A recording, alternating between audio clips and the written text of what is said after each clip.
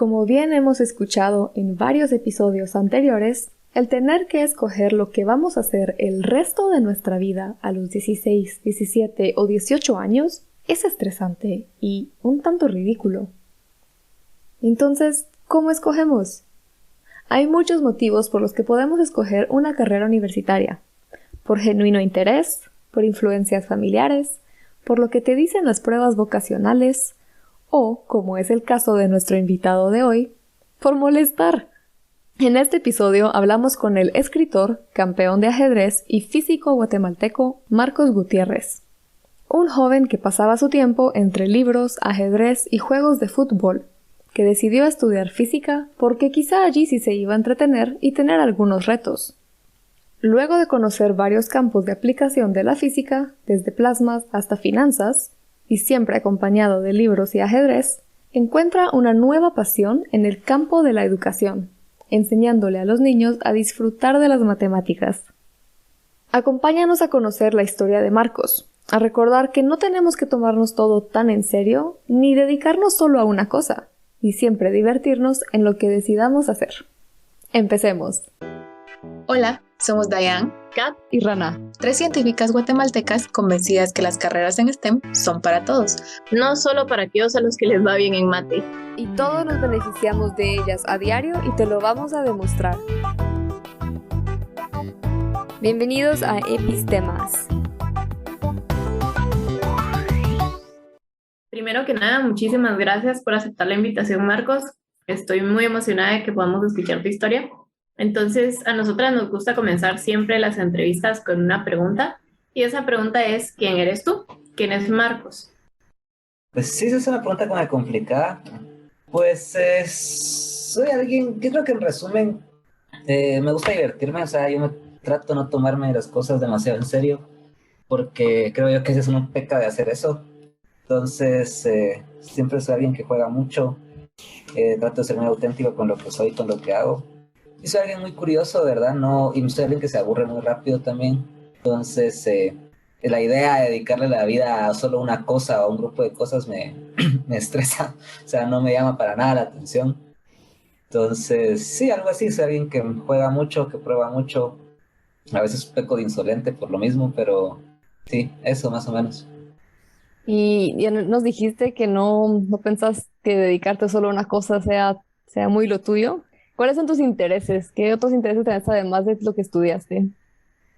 Pues estudié física por extrañas razones, pero al final me terminó gustando. Entonces me interesa mucho eso ahora. La literatura es algo que siempre ha estado muy latente en mi vida.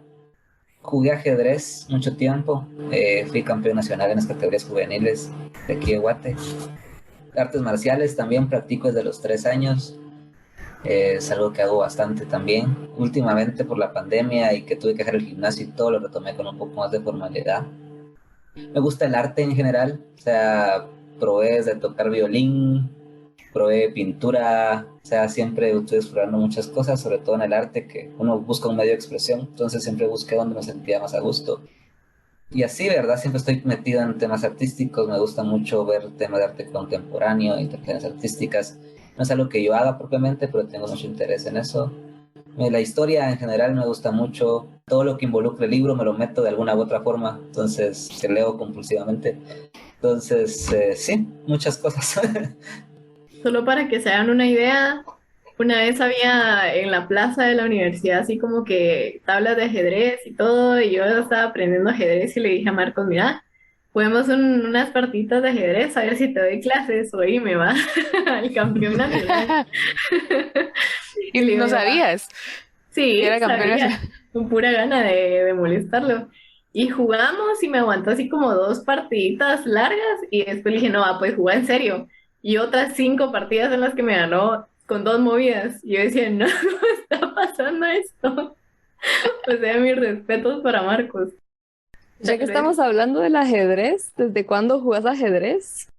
Fíjate que empecé a jugar cuando estaba como ay, no sé, como en cuarto primaria, creo yo, que en el colegio abrieron un club de ajedrez.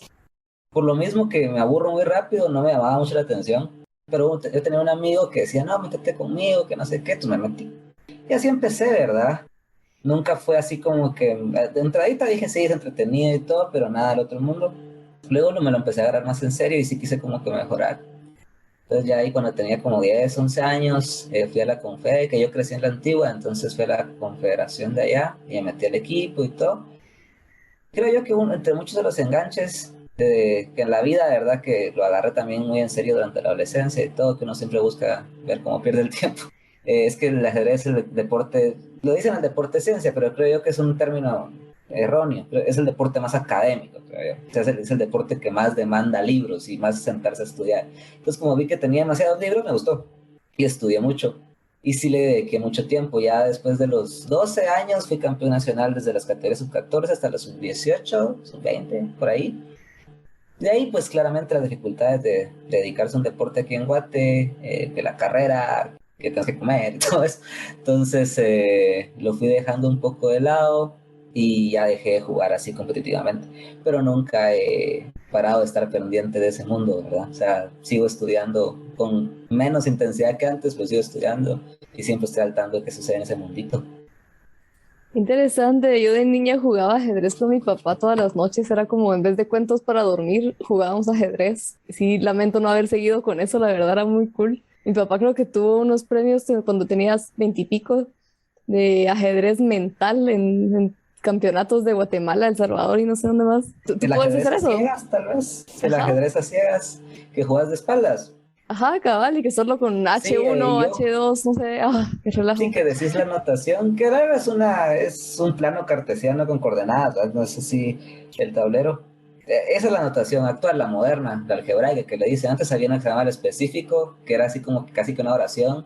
Entonces era así más engorroso. Sí, yo jugué mucho tiempo así, o sea, lo hacía para entrenar, para los torneos. La Sí, cara de ahorita creo que estoy un poco Dayan, oxidado, pero cuando tenía torneos sí lo hacía por entrenamiento, o sea, agarraba a alguien y es como que juguemos y la otra persona miraba, yo no miraba, pero era para entrenar más que todo, nunca lo agarré así competitivo, pero sí era interesante. Ajá. Esa es mi reacción, es como, si yo apenas si puedo jugar cara. ajedrez viendo el tablero, ya me imagino no viendo nada. Es que el problema es que la gente cree que tiene que imaginarse el tablero. Lo único que tienes que hacer es memorizar las posiciones de las piezas en las coordenadas. No tienes que imaginarte el No, tablero. no más tantito. Ajá. Bueno, sí. Solo- Como todo. Así, solo así. Haberlo dicho antes lo hago desde los 5 años. Sí, son solo, ¿qué son? 16, 32 piecitas por memorizar. No, hombre, si a mí Cada me cuesta movida. memorizar, o sea, honestamente a mí me cuesta memorizarme qué movimientos hace cada pieza. Yo solo me recuerdo que el caballo se mueve en L. O sea, el resto como que no, pero es porque nunca me llamó tanto la atención. La gente cree que es como que complicado, pero se les olvida que es un juego. Entonces fue hecho para divertir a la gente y ya. O sea, no tiene nada más de interesante. ¿Qué opinaste de Gambito de Dama, perdón? La serie. Bueno, en términos así de producción de la serie está muy bien hecha. O sea, la serie es muy buena en general. El libro no lo he leído. Tampoco me ha llamado tanta atención como para comprarlo. El personaje está basado en Bobby Fischer. Obviamente, a todas luces. Sí, ya sabíamos. Sí, como para nosotras, para ti esto tampoco fue obvio, aquí estamos para aclararte los detalles.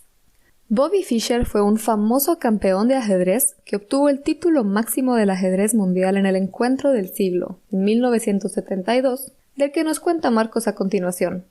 Pero también una historia en donde jugar ajedrez era cuestión de guerra. Si estabas bajo la impresión que el ajedrez era un mal llamado deporte aburrido, escucha lo que se viene. O sea, en vez de tener a Bobby Fischer, tenemos a esta chatía. Que Bobby Fischer fue quizá el mejor jugador que ha tenido Estados Unidos en toda su historia.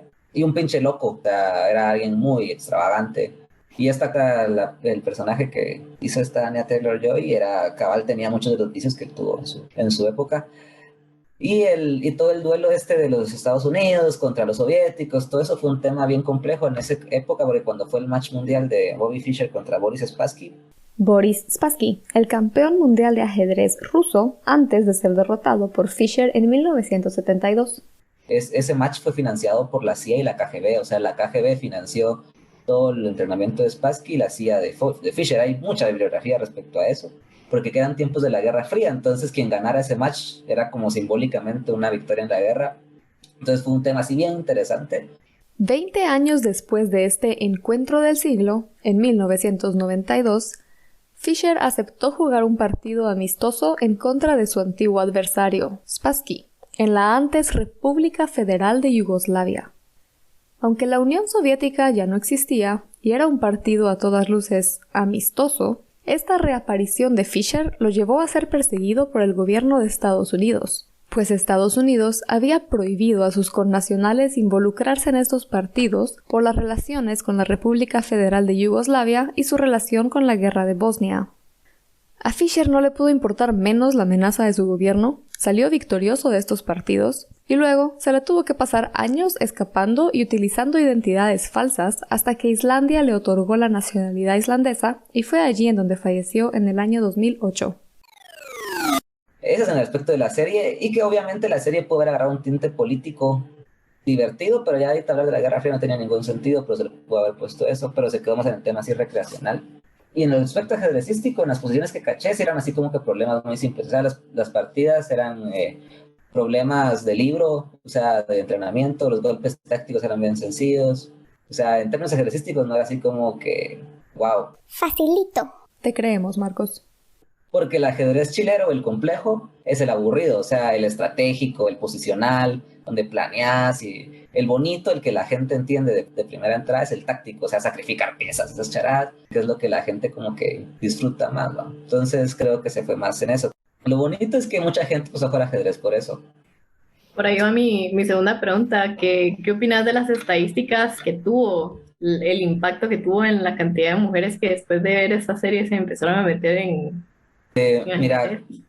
cuando fue el match de Fischer contra Spassky fue interesante porque cuando Fischer quedó campeón del mundo en ese match, toda la gente en Estados Unidos jugaba ajedrez. O sea, se volvió re importante.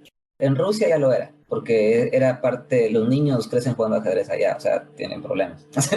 Pero en Estados Unidos tal vez no era tan popular, pero porque Fischer, cuando él regresó a Estados Unidos, regresó como un héroe después de ese match que fue en Islandia, en Reykjavik.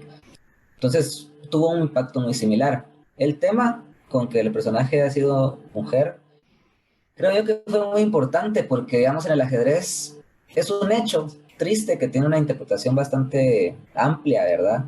Pero, digamos, la mejor jugadora del mundo no entra en el top 70 de hombres en nivel. Y hacemos un match con el campeón mundial pasa por encima de la mejor jugadora del mundo.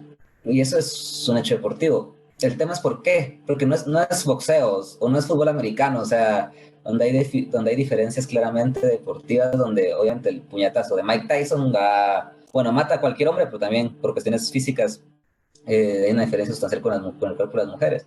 El ajedrez es un deporte mentalmente intelectual. Hay aspectos físicos de resistencia, oxigenación, etcétera, pero es una cuestión realmente mental, ¿verdad? El ajedrez creo que es un ejemplo interesante de cómo esta sociedad ha sido muy injusta con respecto a las mujeres y se proyecta en ese tipo de deporte. O sea, hay una interpretación más allá atrás, más detrás, que está muy metida en la psique de las personas. Y que esta chatilla haya sido ese ejemplo y que haya vencido a todos los hombres en los torneos y que haya sido la única mujer compitiendo, creo que ayuda a cambiar ese discurso. Y puede ser que, obviamente, los cambios sociales son muy lentos. A veces la gente quisiera que todo fuera de un día para otro y que el mundo sea bonito y hermoso al día siguiente, y nunca va a ser así. Son cambios lentos que requieren evoluciones generacionales. Pero creo yo que esta serie quiso poner otro diálogo, no en una cuestión social, pero tener un aspecto deportivo en el ajedrez al menos, que puede cambiar. Y creo yo que mucha gente empezó a jugar más y sí se supo que más niñas estaban antes del ajedrez. Entonces, a ver qué pasa. Pues creo yo que va a ser lo mismo con las computadoras. Cuando las computadoras entraron al ajedrez a ayudar al entrenamiento, empezaron a aparecer grandes maestros en China, en Pakistán, porque ya toda la gente tenía acceso. Antes solo tenían los rusos. Entonces va a ser lo mismo ahora, espero yo. Esas niñas que tienen mucho talento van a decir, hey, sí puedo ganar en este mundo de hombres. Entonces espero yo que pase, porque el ajedrez se ha vuelto un poquito aburrido últimamente. ¿Algún consejo para alguien que está empezando a jugar ajedrez? Que lea mucho y que no se lo tome tan en serio, que se divierta, que al final ese es el punto. Bueno, yo ya vi que aquí podemos seguir hablando de ajedrez toda la hora, pero al final de este episodio, en algún momento tenemos que hablar de ciencia. Pero mencionaste también muchos otros intereses Y hay uno que quisiera preguntarte antes de entrar a tu carrera pues, en física, ya que sé que escribís bastante, leí un par de tus columnas y mencionaste que te gusta mucho pues, la literatura en general. ¿A qué crees que se debe tu amor por los libros y la literatura y cómo llegaste a ser el escritor que sos hoy? Digamos, sí, yo siempre estuve en mayor o menor medida rodeado de libros. Mi abuelo materno, que no lo conocí, dejó un montón de libros en la casa, sobre todo literatura, sí, novelas de Julio Verne, este tipo de cosas. Y cabe mencionar que mi señor abuelo y solo sacó tercero primaria, pero era un gran lector. Entonces, él se murió y todo, y dejó los libros en la casa. Entonces yo los hojeaba. Y con mi otro abuelo también, él, otras condiciones, ¿verdad? Pero también tenía muchos libros. Entonces siempre era como que, bueno, en las casas hay libros. Pero no, pues de niño es raro que uno así antes de los 10 años como que uno diga, voy a estar leyendo todo el tiempo, porque a uno como que le pica toda esa edad, entonces uno quiere moverse. Pero tengo la dicha de que nombres, fechas y eso no recuerdo muy bien, pero sí recuerdo cada libro que he leído, o al menos eso creo. Y recuerdo yo que el primer libro que leí con cierto interés fue uno de Julio Verne, los que dejó mi abuelo, La Vuelta al Mundo en 80 días. Recuerdo hasta el orden. Leí ese, leí El Chancellor, leí Las Tribulaciones de un Chino en China, 500 millones de la Begún, luego leí Capitán de 15 años, así. Entonces me fui leyendo todas las de Julio Verne. Entonces, pero agarré cierto interés por eso. Y luego, no me acuerdo, tal vez tenía unos mis 13, 14 años, dije, pero esto lo hizo un tipo, ¿va? Entonces, puedo hacer algo yo similar porque yo me sentía muy a gusto leyendo. Fue toda mi adolescencia como que todo me abrumaba y todo me caía mal, menos leer y por hacer eso. Entonces me la pasaba mucho en eso. Creo que pues también me quedé medio ciego, o sea, yo era así de que me daban a las 3 de la mañana leyendo. Y dije, bueno, un día, y si tanto me gusta esto y lo que los libros logran hacer en mí, que creo yo que no hay arte que se le compare a la literatura por muchas cuestiones lingüísticas e intelectuales que hay de por medio, ¿verdad? Pero en esa transición del lenguaje a una interpretación visual, ahí creo que otra intimidad que no da el cine o la pintura, por ejemplo. Dije, bueno, ¿puedo causar algo similar así? Entonces, de ahí empecé a escribir, y de ahí empecé a explorar con más seriedad otros géneros, poesía, cuento, leí teatro mucho tiempo también. Entonces dije, bueno, puedo escribir mucho. Y poco a poco probando me fui sintiendo más a gusto en lo que fue la poesía, en el cuento. Y ya cuando ya crecí, ya me empezó a interesar un poco más el texto, un poco más académico, un texto de opinión, ¿verdad? Cuando ya uno tiene más cosas que decir sobre el mundo horrible que nos rodea. Sí, entonces eso así fue. Entonces empecé a escribir. Y que cada quien busca un medio de expresión, ¿verdad? Hay gente que su personalidad como que se presta más a ser honesto verbalmente de lo que uno dice. Hay gente que pinta, otros cantan, yo escribo. Entonces así me expreso mejor. Qué bonito. Vamos a compartir tu enlace a la Gaceta y si nos compartís cualquier otro enlace que quisieras compartir, se los dejamos a nuestros oyentes en las notas del episodio. Ah, buenísimo, gracias.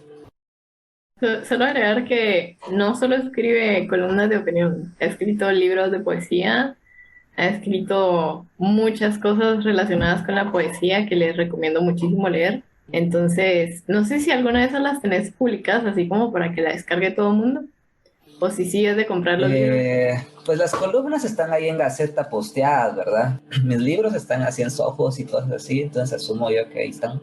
Hay un libro que está así virtual, que es en ebook, que es de cuentos, se llama Ballenas de Smog, también está como a $1, algo así.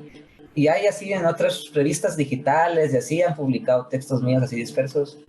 Entonces, sí, yo tengo la maldición de ser googleable, entonces ponen Marcos Gutiérrez, escritor, o Guatemala, así palabras clave, ¿verdad? Y ya aparecen links con mis cositas. Súper. Yo sí Qué recomiendo que súper. los lean, entonces. ¿Qué sentiste cuando sacaste tu primer libro? Bueno, de mi primer libro no hablo mucho. En realidad todo empieza a partir del segundo. El primer libro tenía como 15 años, que mi mamá dijo como que este patojito escribe mucho. Y mi mamá en su concepción fue de que pues debemos hacer un libro. Entonces lo que se hizo fue que agarró un montón de textos míos, los mandamos a una imprenta, les pusimos nombres, se imprimieron y se regalaron. Ese fue mi primer libro. Entonces al principio fue como que bien extraño. Y ahí entendí ese proceso que no había entendido del proceso creativo, ¿va? De que te entra como que la mea culpa de que tal vez no lo hice bien y ahora la gente lo está leyendo. Tal vez les regalé un mamarracho y lo están leyendo. Y a la larga se vuelve bien complejo porque era un libro de poemas, ¿verdad? Entonces la poesía, por definición y por unas cuestiones meramente y más un poco más del género, ¿verdad? Y su relación con el intelecto es el más íntimo. O sea, escribir poemas, yo puedo escribirte un cuento diario si querés, de lo que sea. Y puedo aventarme 10 páginas, carta de cualquier cosa y tener un texto que se sostenga solo, ya bueno es otra cosa, pero que se sostenga en un día.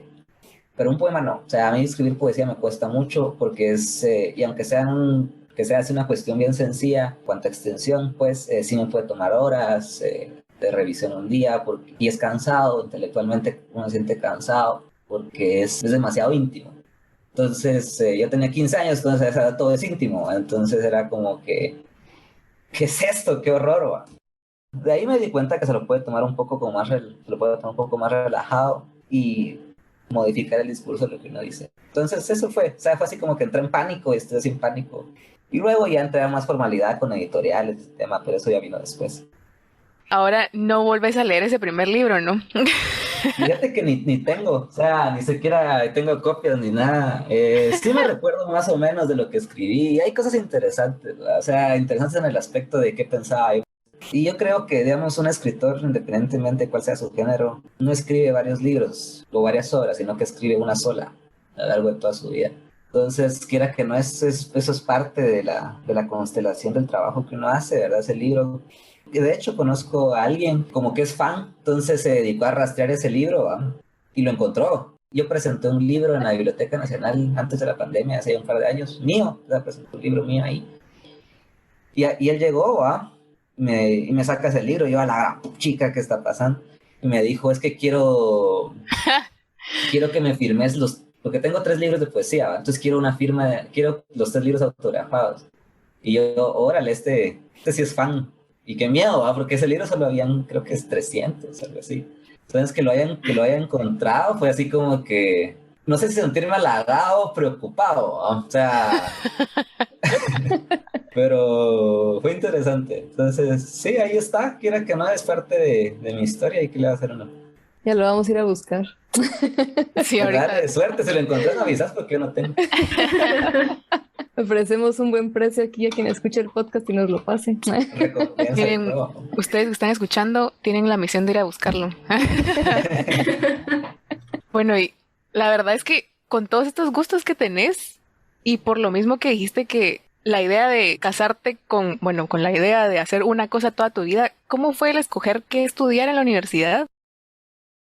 Fue bien chistoso, porque de entradita lo más lógico era que yo estudiara así literatura o filosofía o algo así. Y eso pensaban todos en el colegio. Mis profesores fue así como que Marcos de literatura, filosofía, historia, una cosa así. Entonces, pero ahí entró, hablando ya con mi papá, que fue quien financió mi formación universitaria, era licenciatura. Y obviamente, si él iba a hacer ese esfuerzo, era como que, bueno, que no se muera, pues, en resumen. O sea, que aquí en Guatemala, en todo el mundo en general, pero en estos países donde la vida académica no existe, pues a la larga, o es muy difícil. Más que todo en ramas como la física, que demandan varias cosas. Fue así como que, no, y yo quiero estar literatura, ¿verdad? Que sabemos lo complejo que puede ser en ciertas circunstancias. Fue como que, no, entonces empezamos a explorar otros temas. Mi mamá quería que yo fuera médico, cosa que en él, o sea, no.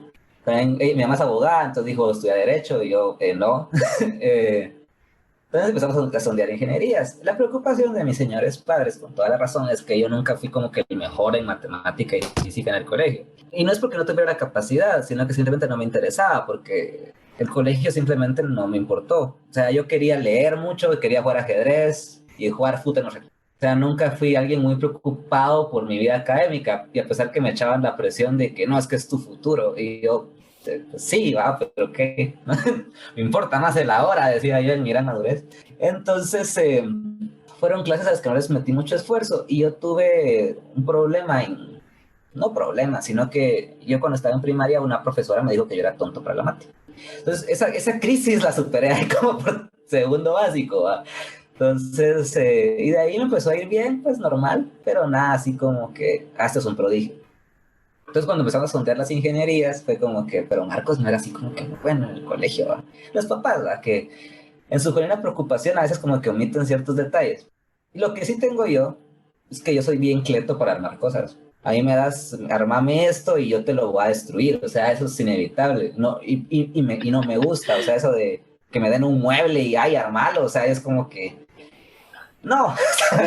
Que me lo traigan ya armado, por favor. Ajá, o sea, mejor le pago a alguien, pero no lo quiero hacer, que no me gusta. Y yo por eso, Kat bien sabrá que estuvo conmigo en unos cursos en la U, yo el trabajo de laboratorio lo odiaba, o sea, eso de estar ahí echándole una gotita a un vaso para mí era así como que, no, o sea, no lo voy a andar haciendo, que me aburre. Pero me gusta mucho el trabajo teórico, o sea, resolver ecuaciones, eso sí me gustaba.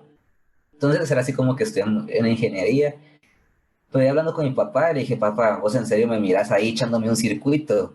Y él, no, o sea, yo nunca iba a estar soldando algo. Al final por trabajo terminé haciéndolo, pues, pero ya, y eso ya fue después de la licenciatura. Pero así que yo armando mi robot ahí en mecatrónica, eso nunca iba a pasar.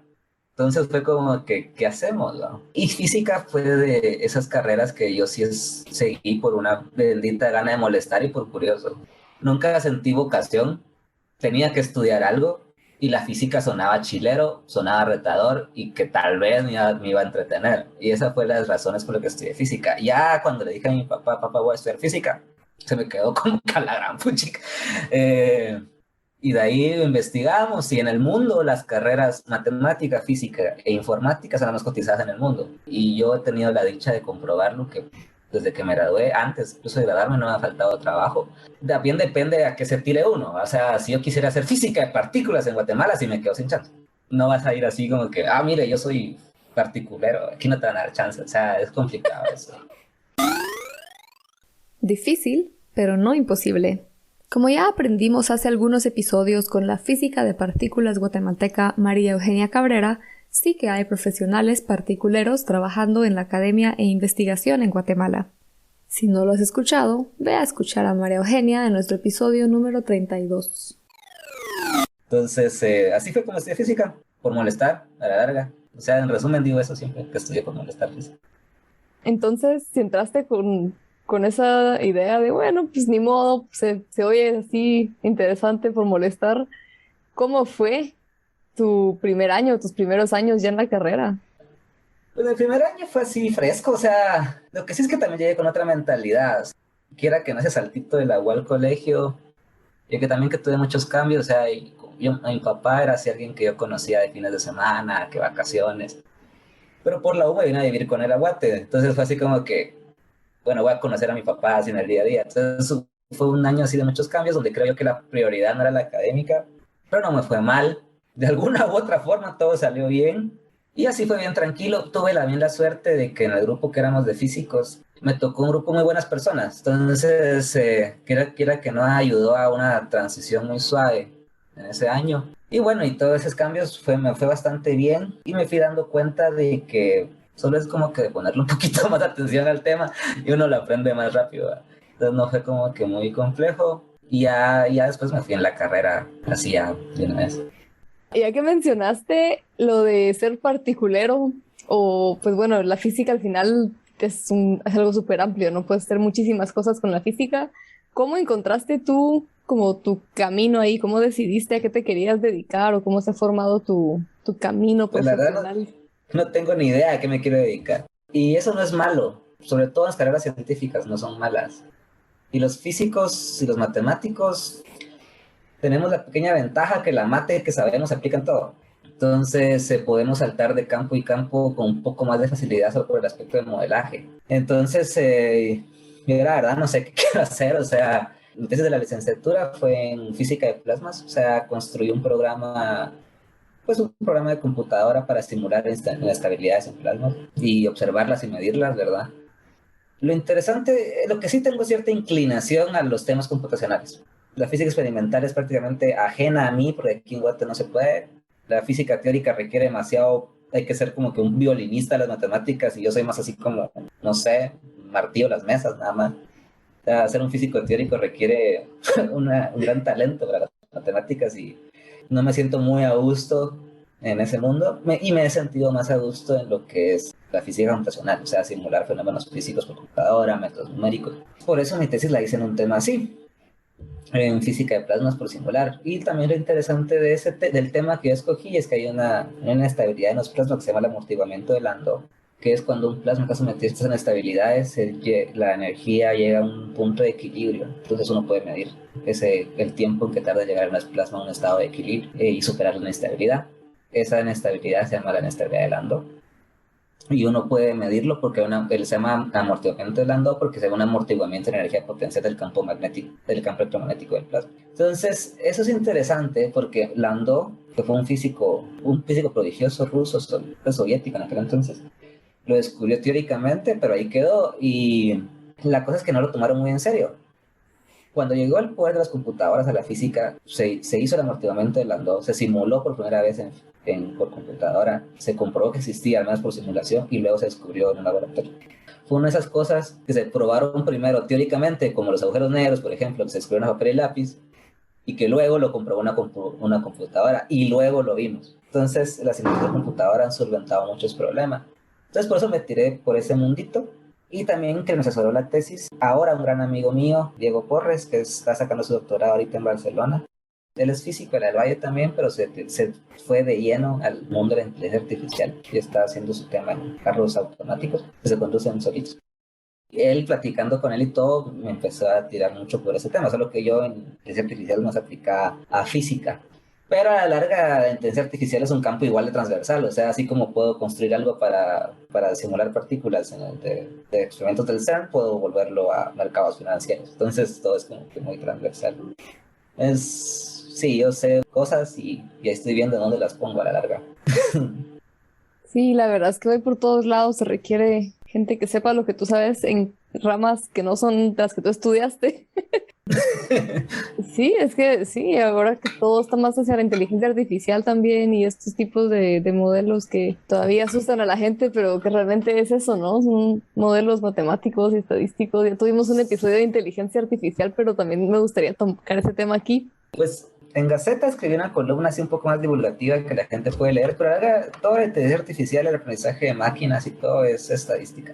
Lo que hacemos es le damos instrucciones a las computadoras, instrucciones estadísticamente complejas para que encuentren patrones. Ese es el punto. Eso es lo que hace la inteligencia artificial, en resumen. O sea, no hay nada mágico detrás. Algo que me gusta mucho en la educación, por ejemplo, cuando le hablo a niños de eso, creen que uno va a construir, bueno, ni a niños, también a adultos, creen que uno va a construir Terminator y esas cosas. Y no, pues lo que hacemos es que entrenamos a máquinas para que aprendan patrones muy rápido. Y patrones que el ser humano no le encuentra solución al principio. Pero en resumen es eso, él solo aprende patrones más rápido que nosotros. Y todo lo que nos hace humanos, ¿verdad? Que son los sentimientos, un sentido moral, un sentido ético, la necesidad de intimidad, esas cosas, eso nunca lo va a tener una máquina. Y eso ha sido como que uno de los temas. Por ejemplo, desde el aspecto teórico, un matemático, Gödel, que él descubrió el teorema de Gödel, lo que dice es que hay problemas que la matemática no puede resolver, por ejemplo. Negando de cierta forma lo del el planteamiento de Turing, de que nosotros porque cuando la inteligencia artificial surgía, se creía que nosotros podíamos tener un conjunto enorme, obviamente, pero un conjunto enorme de instrucciones que se le metíamos a la máquina, y ese conjunto de instrucciones iba a replicar el comportamiento de un cerebro humano. Y cuando empezaba a subir este tema se creía eso, ¿verdad? Pero Gödel dijo de que, bueno, pero hay temas que la matemática no puede modelar, y él lo demostró biológicamente, y ese fue su logro, su teorema. Y luego vino Roger Penrose y empezó a plantear de un aspecto más filosófico, pero también técnico, de que hay simplemente cosas que las máquinas nunca nos pueden entender. Entonces, a la larga no es tan mágico. Se pueden hacer cosas muy chileras, pero no es magia. Bueno, y también mencionaste que aplicas esto en áreas de finanzas y negocios. Y creo que tal vez también vale la pena que hablemos de eso, ya que una de nuestras audiencias principales son adolescentes, y yo creo que muchas veces cuando estamos en un punto de elegir carrera no pensamos en la física como una opción si queremos ir a algo de negocios o algo así, ¿no? Siempre es como la carrera de negocios es tan popular y como la primera opción. No sé si nos puedes contar un poquito cómo ha sido tu camino incursionando de la física al área de negocios y finanzas. Bueno, sí, pues pasé un rato por eso, como que no tengo mucha estabilidad, o sea, estaba en muchos trabajos. Pues en el área de finanzas, por ejemplo, cualquier proceso financiero en mayor o menor medida es un proceso estocástico. proceso estocástico es un proceso estadístico que ocurre en el tiempo, punto. Entonces necesitamos matemática. Entre más, y una cosa es la parte gestora de los negocios, que es donde está la gente que toma decisiones y todo eso, pero está la parte técnica que da la información para tomar esas decisiones. Es ahí donde entra el modelaje. Un físico, un matemático, después de familiarizarse un poco con el campo, porque hay que entender qué está trabajando uno, que es entender las variables nada más. Uno puede establecer ciertas interpretaciones de modelaje, series de tiempo, algún algoritmo de optimización, etcétera, etcétera, para tener una cierta lectura más del contexto del negocio que está trabajando. Entonces uno aplica mucha matemática ahí. Y luego esa información ya va para el tipo que firma y que se puede ir preso si todo sale mal, no, ¿verdad? Entonces esa es la información que uno le da a esa gente. Entonces ese sería lo que uno lo aplica. Uno no aplica física como... Bueno, en general la física, a diferencia de la matemática, es que la física es una ciencia aplicada. O sea, tomamos matemática y la aplicamos. La matemática es la poesía de las ciencias, pero también se va en el tema aplicado. La matemática hay temas que no son aplicables. Lo que hacemos los físicos es que los matemáticos están ahí en su mundo, están echando punta, inventando cosas que nadie entiende. Y luego venimos los físicos y estamos intentando comprender algo de la naturaleza que no entendemos. Entonces, cuando nos quedamos sin recursos, vamos a los libros de los matemáticos y miramos qué charada han hecho que no entendemos y que tal vez podamos usarla en esto. Entonces, eso es lo que hacemos los físicos. Vamos, le robamos la chamba a los matemáticos y la aplicamos en algo del espacio físico. O sea, mucha matemática. Lo que da el físico es que tenemos una noción experimental, de plantear un experimento, en el aspecto de la formación al menos. Entonces, en un contexto de aplicación a negocios, a finanzas, a economía, lo que sea, tenemos más nociones de interpretación y planteamiento de un problema en general, ¿verdad? Porque tenemos en teoría, una formación más orientada a una lectura física de las cosas. Entonces es más fácil, o sea, tenemos toda la herramienta de matemáticas o tenemos que agarrarnos ejemplo, aquí hay un libro, ejemplo, Paul Wilmot, por ejemplo. Yo soy fan de este Paul Wilmot porque él estudió física en Cambridge, se doctoró en mate y ahora se dedica a estudiar los mercados, a estudiar la bolsa, y tiene una de las instituciones más grandes de Europa para eso. Y él lo dice, o sea, lo único que hace, y la matemática de las finanzas y de los negocios no es tan compleja como la matemática que se usa en la frontera de la física. Entonces no es matemática difícil. Entonces sí, uno solo va, agarra un experimento, entonces en vez de andar explotando plazas por un lado, uno va y explota mercados por otro lado. Entonces eso es lo que uno hace. Sí, no es nada del otro mundo. Solo es usar la matemática y saberlo usar en otros contextos. ¿Y ahorita en qué has estado trabajando? Pues fíjate que mi vida ha sido bien tumultuosa. O sea, empecé trabajando en el sector privado, estuve trabajando investigando temas de Internet de las cosas, ver cómo podemos usar ciertos sensores de Internet de las cosas para usarlos en Guate. De ahí estuve un rato en temas de riesgo y ver temas de fraude en el mismo lugar. De ahí me fui al INE, al Instituto Nacional de Estadística. Estuve ahí como asesor en ciencia de datos un tiempo, que ciencias de datos también es una carrera que está muy coqueta ahorita, pero es estadística. A todo le ponen nombres bien presas, pero la verdad es estadística todo. Ciencia de datos es estadística de computación, entonces son computadores que saben estadística o matemáticos que saben computación. Entonces estuve un tiempo ahí y de ahí di un flamante salto que siempre había querido hacer, pero que no lo había hecho por miedo, pero la verdad me está yendo bien, que es que estoy trabajando en educación. Estoy trabajando con bodoques de 11 años y terminando la maestría, que ya cerré, solo tengo que hacer la tesis y siempre trabajo así de freelance, ¿verdad? De consultor y escritor freelance también, que sucede increíblemente. Increíble, qué bonito que igual, o sea, que regresaste como de alguna forma a la educación, pero y que mantenés también lo de la literatura siempre, ¿no? De alguna manera seguís escribiendo de lo que te gusta y no sé, yo tal vez porque estoy muy metida en el rollo lo veo así, no sé, me corregirás si me equivoco, si estoy asumiendo cosas, pero como que esa combinación de que te gusta escribir y que sos científico, pues no sé, no a todos los científicos les gusta compartir de ciencia y es algo muy importante hacerlo. No sé si ha sido parte de tus objetivos el comunicar ciencia o solo otros temas mejor. Fíjate que me gusta trabajar con jóvenes, suena que soy viejo, con gente más joven que yo, porque uno puede jugar mucho y eso me gusta. Hace unos meses, que creo yo que fue una de las cosas que me impulsó, porque me surgió la oportunidad de trabajar en educación más formalmente y estaba así como que me voy, no me voy, estaba en línea en ese momento, trabajar ahí tenía sus matices interesantes, pero Yo leí un artículo en Physics Today donde hay una gran ola. O sea, yo soy un físico licenciado, cerrando una maestría, pero hay una gran ola de físicos nivel doctorado, postdoctorado, que están regresando a enseñar a escuelas. O sea, que son físicos de calibre profesional, de investigador de otro nivel, y regresan a la educación elemental y media. Y es porque creo yo que agarrar a la gente, incluso adolescentes, creo que es un poco tarde para la ciencia en general. Porque ya llegas a la adolescencia, ya llegas muy influenciado por muchos temas del contexto. Ya vas con otra mentalidad, ya tenés otros intereses. Y quiera que no, en la adolescencia uno define muchas cosas. Entonces, cuando uno llega a esa etapa sin tener una carrera científica en el horizonte, creo que es muy difícil que la gente dé un giro para decir voy a dedicarme a esto después. Y creo yo que por eso hay muchos físicos, científicos en general, pero yo lo leí en Physics Today, estás hablando de físicos, que están regresando a enseñar a niveles medios. Y entonces estoy muy feliz ahí porque también, como les comentaba, yo siempre tenía este estigma, ¿verdad? Que el gran trauma de que me dijeron que era tonto para la mate en cuarto primario. Y creo yo que la gente, todos pues en general hemos llegado como que a satanizar las carreras, los cursos de ciencia en el colegio. Y le hemos reducido importancia a otros, por ejemplo. Por ejemplo, para los papás es importante que el niño gane ciencias y matemática. Ya lenguaje y eso, ¿qué importa? Y el niño tiene mucha presión en mate. Yo lo vi cuando empecé a trabajar, o sea, mate les da miedo.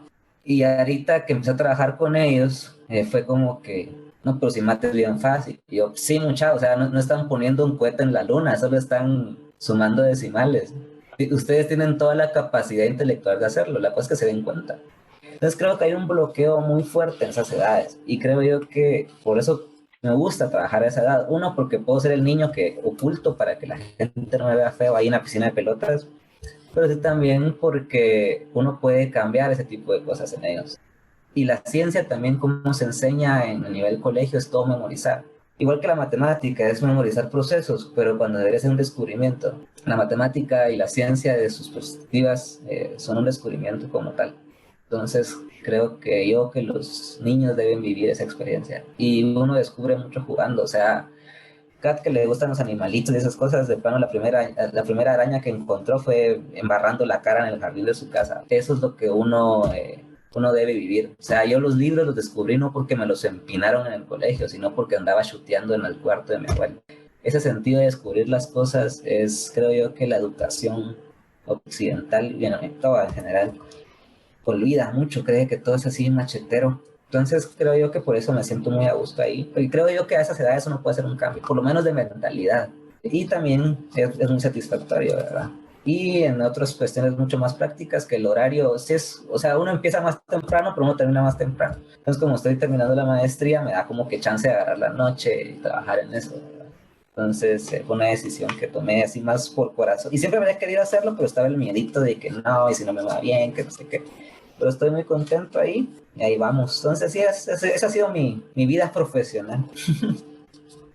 Qué chilero, la verdad, que diste ese paso, ese salto que querías dar y que encontraste la satisfacción que encontraste en lo que estás haciendo. Y realmente es bien interesante porque creo que uno cuando está en esas edades, cabal, como decís, o se bloquea para la ciencia y la mate o encuentra como ese amor por o ese interés. Ni siquiera es así como para que uno siga estudiando una carrera científica, sino que solo para no cerrarse a... Uh-huh. Entonces, me parece súper chilero lo que haces. Para también agregar un poquito de la pregunta que hizo la rana de divulgación científica, y sé que le está metido algo de divulgación científica, y se le olvidó decirlo, es que el Marcos está impulsando ahorita una iniciativa en la revista Gaceta también para hacer un poquito más de divulgación científica. Entonces están aceptando textos divulgativos o académicos también para científicos guatemaltecos que quieran dar a conocer su ciencia, entonces para que lo tengan en mente también. Y sí, Marcos, solo los mandan y ya los metemos ahí en la agenda, pero sí, la verdad es que eso los reviso yo porque la Z es una revista cultural política, entonces necesita alguien que le hiciera. Qué súper. ¿Has tenido alguna, como que algo memorable? Como algún momento chilero mientras le enseñas a bodoques de 11 años. Que todos me digan que mate es la mejor clase. Es la clase que todos odian, pero ahora son 70 niños, bueno, 71, por ejemplo. Y sí me dicen, Mire, la mate no es mi tema favorito, pero la clase en sí me gusta. Y es porque, digamos, es que esto es como cuando uno entrena animalitos, ¿va? O sea, ¿quién era el psicólogo este? No me acuerdo, el de las palomas. Uno puede relacionar algo con una sensación. Entonces, por ejemplo, ¿dónde está la clase de mate? Tenés un profesor, una profesora mal encarada, obviamente te va a hacer una experiencia traumática. Pero ahí tenés un profesor que te tira flow, que aprendes, pero que igual te está matando de la risa. Entonces, obviamente, es otra interpretación que uno tiene de la matemática. Y todo es porque es mucho juego, y todo es mucho descubrir. Yo mis clases, lo primero que yo llevo cuando doy, miren, este es tema nuevo, ¿qué creen que es? Y también la educación, yo no soy pedagogo ni nada, yo así hacía puro empirismo. Yo creo que la educación es una relación humana, y toda relación humana parte de la abertura. O sea, si uno no es abierto con alguien más, uno no genera confianza. Entonces los niños, yo les a todos pues, pero les muestro mi lado más humano. Entonces se dan cuenta que la matemática es una actividad humana. Que yo he escuchado profesores de mate, más que es ahorita con lo virtual, ¿verdad? Que es como cometen un error y quitan la pantalla y luego lo corrigen y no dicen nada, porque qué pena que vean que me equivoqué. Yo me equivoco sumando, pues, o sea, tengo así un i37 más 25 y se me va un número, o sea, eso a todos nos pasa. Pues. Más cuando uno está explicando y se sienta un patolito. Cuando uno quita esa barrera de que la matemática es una cuestión ajena a los niños, todo cambia. Y eso es con todos los temas, o sea, no todo es así como que hay que difícil. Si se te complica un poco, pues no lo aprendes hoy, lo aprendes mañana, ya estuvo, o sea, no es tanto rollo, mucho drama. Eso creo yo que es, por eso a los niños les gusta más mi clase, que es una clase humana, pues, o sea, no es nada muy complejo. Y también que juego un montón y bromeo mucho, o sea, también perdemos un poquito el tiempo porque molestamos mucho, pero cumplimos contenido y terminamos una semana antes, entonces todo salió bien, de alguna u otra forma. Y eso, ¿verdad? O sea, los niños tienen sus cosas y su honestidad, o sea, cuando se están caracajeando, o sea, todo eso es lo bonito de trabajar en educación. O sea, yo cambiaría cualquier Nobel por haberles dado una tarde de alegría a esos patojitos. Creo yo que la vida se resume en qué tan capaz sos de influenciar a otras personas. Títulos, premios, esas cosas son vacías, banales y solo la gente que no conecta les da demasiada importancia. ¿Qué tanto sos capaz de influenciar, de influir positivamente en otra vida? Creo yo que eso es lo que le puede dar cierto sentido a la existencia. Mínimo, pero sí da cierto sentido. Entonces, si esos niños pasaron un buen día, todo está bien. Y si dejan de odiar la clase, todo está bien. Entonces eso, ¿verdad? Todos los días estoy recansado porque son un dolor de cabeza. Vengo remuerto a hacer tareas o a atender otro proyecto, ese tipo de cosas. O a escribir porque he estado trabajando mucho en temas de escritura últimamente. Entonces, pero sí es un cansancio satisfactorio. Newton decía que si uno llega fatigado a su casa en la noche, uno no hizo nada. Entonces todo va bien. La plática creo que podría seguir aquí por otra hora completa, pero ya estamos llegando a la hora de entrevista.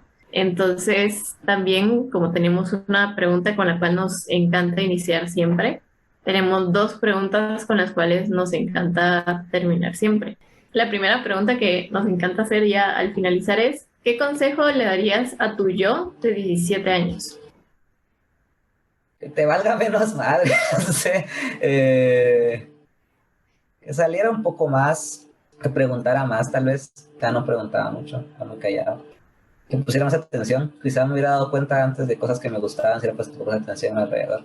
No hubiera estado tanto tiempo agachado viendo un libro, que igual era bonito, pero sí, la gente siempre da un poquito más que los libros. Un poquito, nada más, pero siempre es más. Entonces, no sé, hablar más, preguntar más. Bueno, y nuestra última pregunta es, en tu opinión, ¿qué pueden hacer todos para apoyar al desarrollo de la ciencia en Guatemala? Primero, cada quien desde su rol, ¿verdad? Creo yo que enseñar a hacer preguntas, más bien enseñar a preguntar y a perderle el miedo a preguntar. Guatemala es un país donde la gente en general es muy vanidosa, en general. Digamos, uno dice que nos da pena, pero sí todo nos da pena en el sentido de que a veces nos da pena que crean que no sabemos. Creo yo que la alegría de decir que no sé es importante, o sea, que uno no sabe algo implica que uno puede descubrir muchas cosas, que creo que quitarse eso de la cabeza de alguna forma, o sea, que decir no sé está bien, también que decir fallé está bien, sobre todo en las ciencias uno dice, es que falló, está bien, vuelve a intentarlo y ya estuvo, o sea, Creo que equivocarse no tiene nada de malo y la gente tiene ciertos estigmas respecto a eso, de que es malo equivocarse.